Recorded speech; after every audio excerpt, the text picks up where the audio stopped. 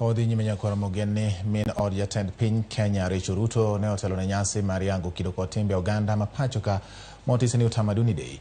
Rachael Ruto ne oten kod jotelo mamoko mag sirikal kamoriwo jatend jotije piny owacho Felix Koskei to kod jatend migawo mar weche mag jotije sirikal Moses Kuria e kind jotelo mamoko. E ote mare ma Rachael Ruto jiwo oganda jo Kenya mondo omi onyak kwe kendo rwak pogruok mag kido magi kaka achiel kuom dongruok margi. Rachael kanyakla kod Moses Kuria okoni kaluwore kod gik mamoro wang' ma dhoudi medo nyiso jotim limbe kod joket mwandu biro medo chopo e pacho ka mar sumo kido makamago.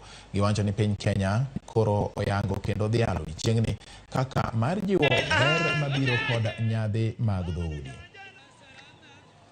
Showcasing their traditions.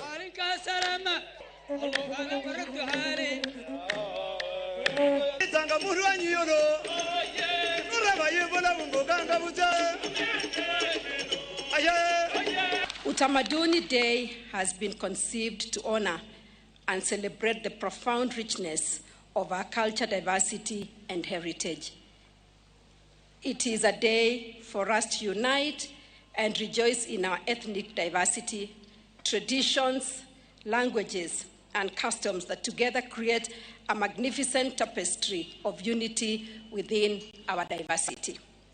We take it seriously because in diversity we have unity, in diversity we have strength, in diversity we are indivisible. We also recognize that without culture, our identity is not there. So our culture is our identity. Our culture is our own way of life. Our culture is the true north of this republic. It is time we take stock and ask ourselves how many of the things that we are doing today are at variance with how our founders and our ancestors were doing things.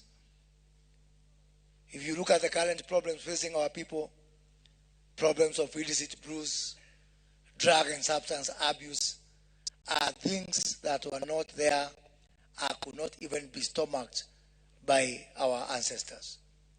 Nyasi mag Utamaduni